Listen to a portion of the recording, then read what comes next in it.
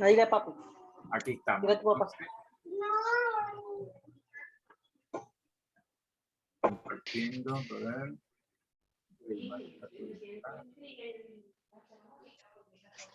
Compartiendo.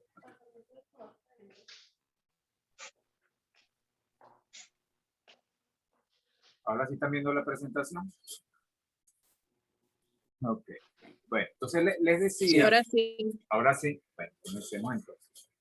Les decía que las dos primeras sesiones, una fue para presentar la asignatura y la segunda fue para que habláramos de la perspectiva sociológica, que vamos a insistirle que es el elemento clave para que podamos salir exitosos en el proceso de enseñanza-aprendizaje de la asignatura Sociología General. Es decir, asumir que nos estamos entrenando, palabra clave de las relaciones industriales, el tema del adiestramiento, entrenamiento, nos estamos entrenando para tomar elementos teóricos y metodológicos que nos pueda aportar la sociología para nosotros afrontar nuestra propia realidad, en este caso la que corresponde a la práctica profesional de las relaciones industriales. Luego entonces, ya entrando en eso, hablamos del contexto histórico-social del surgimiento de la sociología. Y eso le estamos dando continuidad a través de una película que pusimos a su disposición, que se llama El nombre de la rosa, de la cual ustedes deben ver y deben, junto con otras lecturas sobre ese contexto histórico, más lo que corresponde a los procesos históricos de esa transición. Se me quedó algo, estoy libre, no puedo dejar. No le escucho, profesor, se quedó colgado. ¿No me escuchan? ¿Ahora sí? Ahora sí. Profe, regrese un poquito en la parte donde dijo de la película. Hasta Le estaba diciendo de que la película era un insumo para que ustedes, junto con la lectura de materiales que tienen que ver con el contexto histórico social del surgimiento de la sociología. Allí en la película lo que vamos a ver es cómo era la vida, cómo eran las relaciones sociales, la economía, la política, las creencias de la época, y que a partir de los cambios que se dieron por las revoluciones burguesas, de las cuales hablamos en la clase pasada, se llegó a la modernidad, se llegó al capitalismo. Y fueron esas las condiciones, esa transición, ese desorden que se generó, digamos, del derrumbe del viejo orden y la ausencia todavía de un nuevo orden, ese desorden percibido generó las condiciones para que surgiera una disciplina que permitiera explicar esa realidad de desorden y nuevo orden, que es el orden del capitalismo. Visto eso, y que ustedes, bueno, esta semana yo les invito a que las cosas que vayan leyendo las compartan por la vía de los foros que están abiertos, tanto en el aula virtual. Si no les abre por ahí por el aula virtual, utilicen el WhatsApp, utilicen el grupo que tenemos en el Facebook, pero discutan entre ustedes las cosas que descubran y aporten unos con respecto a otros, de tal manera que hagamos un proceso de enseñanza entre pares. Y ahí llegamos a lo que tenemos hoy. ¿Qué tenemos hoy? El objeto de estudio de la sociología. Para hoy, entonces, vamos a desarrollar la definición de la sociología como una ciencia social, la delimitación de su objeto de estudio. Dígame. Dígame. Me voy a retirar, pues voy saliendo del trabajo y... Está bien. Bueno, quizás reanude un poquito más adelante si puedo. Si no, me tocará verla grabada. Sí, no, cuando quieras entrar me avisas y aquí te permito. Que de igual manera todo lo que me pierda lo voy a grabar. Muy bien, magnífico. Que esté bien. Bueno, entonces vamos a ver la delimitación del objeto de estudio, los niveles de análisis de la sociología. Allí se va el grueso de la clase de hoy. Vamos a asomarnos a las categorías claves de la sociología y algunos enfoques. Pero esto último no le vamos a dedicar tanto tiempo porque eso es lo que vamos a desarrollar a lo largo de la asignatura. Empezamos entonces. ¿Es la sociología una ciencia social? La primera pregunta que nos hacemos es primero si es una ciencia, porque no todo el mundo está de acuerdo con que disciplinas como la sociología, la psicología, la antropología, la geografía incluso, son ciencias. O sea, la ciencia o la imagen, el modelo que tenemos de ciencia es el modelo de las ciencias naturales. Y sobre todo en el surgimiento de la modernidad se separó el tema de lo humano, de la sociedad, de la naturaleza, un poco influido por las creencias del feudalismo, de que los seres humanos éramos una creación divina, a imagen y semejanza de Dios, que después se tradujo en las teorías evolucionistas en que somos la especie más evolucionada. Somos la especie que ha llegado al máximo nivel de evolución. De tal manera que se consideró a inicios de la modernidad, y gran parte, todavía hay quienes lo consideran así, que estamos separados de la naturaleza y que el papel del hombre es justamente dominar a la naturaleza. Recordemos aquellas palabras de Simón Bolívar en el terremoto de 1812, cuando decía: si la naturaleza se opone, lucharemos contra ella y haremos que nos obedezca. Esa imagen que les transmito desde el discurso de Simón Bolívar, cuando los sacerdotes de aquella época decían que iban a ser castigados las personas que vivían en Venezuela por rebelarse contra la corona española, y decían que el terremoto era un castigo. Entonces él decía, bueno, la naturaleza, si la naturaleza se opone, lucharemos contra ella y haremos que nos obedezca. Entonces el papel del ser humano en su relación con la naturaleza es dominarla, es tener la posibilidad de tomar de ella todo lo que necesita. Claro, lo hemos llevado con las revoluciones industriales al extremo de incluso estar en peligro de destruir la naturaleza, destruir el resto de las especies, y ponemos en peligro incluso la propia existencia humana. Hoy día cada vez se reconoce más que los seres humanos formamos parte de la naturaleza, solo que tenemos, digamos, unas cualidades diferentes. Ponemos en entredicho si son superiores o no de los animales o de las plantas, que viven en armonía y en equilibrio con el resto de con quienes comparten el entorno. Toda ciencia tiene tres elementos clave. Tiene un objeto, tiene un método y tiene unas leyes. Nosotros justamente vamos a discutir hoy sobre el tema del objeto.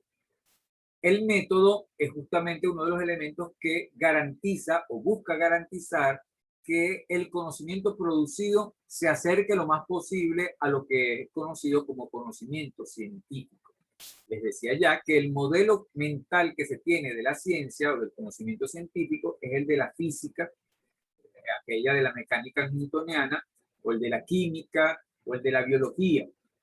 Y que desde esa perspectiva, ya en los tiempos tempranos del siglo XX, hubo gente que dijo, no, las ciencias sociales no existen, lo que existen son las humanidades.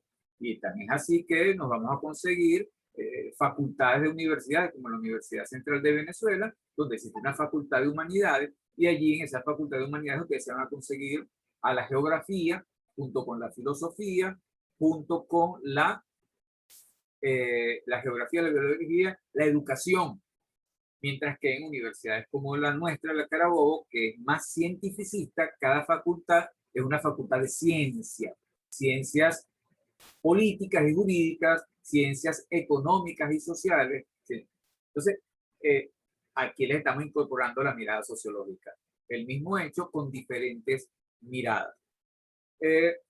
Hay unas dificultades inherentes a este tipo de ciencias para que puedan ser plenamente científicas, como la física, la química y la biología. Se trata del tema de la objetividad, que es uno de los primeros. ¿Es posible una ciencia social objetiva? ¿Es posible que los seres humanos estudiemos a nuestro objeto de estudio, que son los otros seres humanos y nosotros mismos involucrados allí, y nuestras relaciones con plena objetividad, de manera separada, de manera rigurosa? Esa es justamente una de las dudas grandes que hacen algunos pensar que no es posible. Y eso nos coloca a la mirada de los científicos con respecto a las ciencias sociales y a la sociología en aquello que mencionamos en la primera clase, esos puntos extremos. Hay un punto extremo que diríamos que es posible una sociología científica. Y de hecho, no lo tengo aquí a la mano, pero hay un libro que tengo que se llama La sociología científica.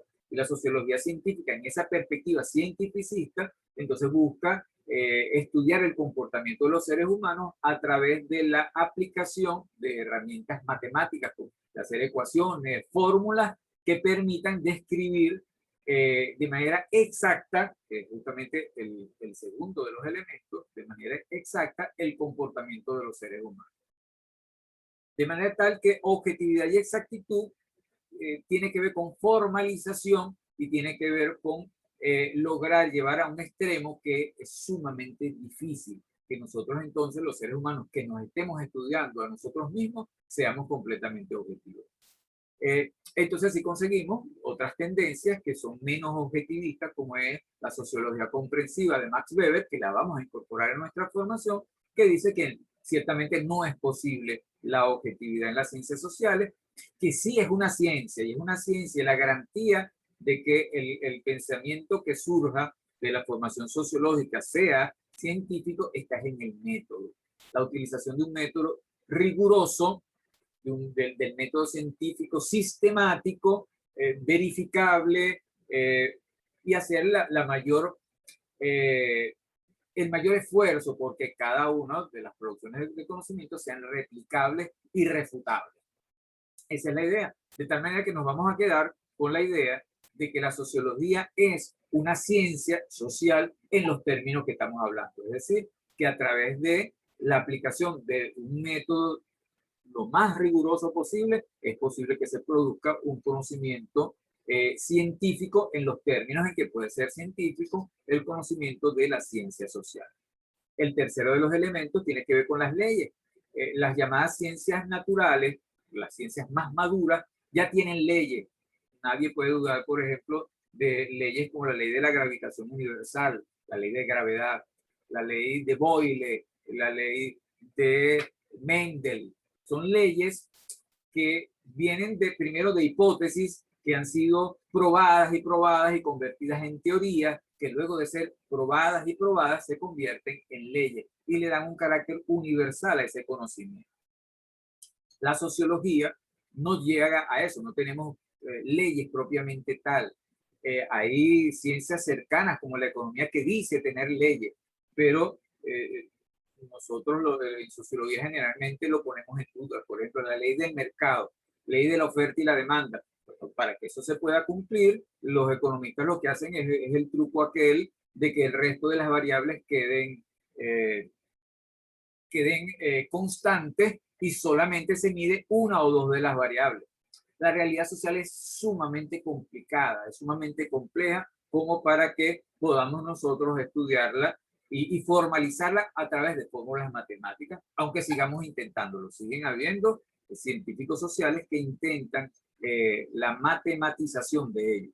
Lo más cercano que tenemos con los positivistas es que es la utilización de la estadística. Y ustedes van a ser expertos en esto, ustedes ven varias estadísticas. Cuando ustedes hagan su investigación de final de carrera de relaciones industriales, muchos de ustedes van a utilizar promedios, medias, correlación, instrumentos estadísticos que permitan no una medición exacta del fenómeno social que ustedes van a estudiar, pero sí al menos acercamientos probabilísticos a que un fenómeno se pueda repetir y se pueda universalizar. Entonces, si bien entonces no podemos ser exactos y no tenemos leyes, vamos a desarrollar teorías. Teorías sí tenemos, pero tenemos bajo la condición que ya hemos mencionado, para una misma realidad quizá hayan diferentes teorías que pretendan explicarla. Es decir, no existe una sola postura sociológica, sino que existen diversas. Y lo más exacto que podemos llegar es sumando las diferentes posturas en función de tratar de acercarnos a la verdad. ¿Alguna pregunta hasta acá?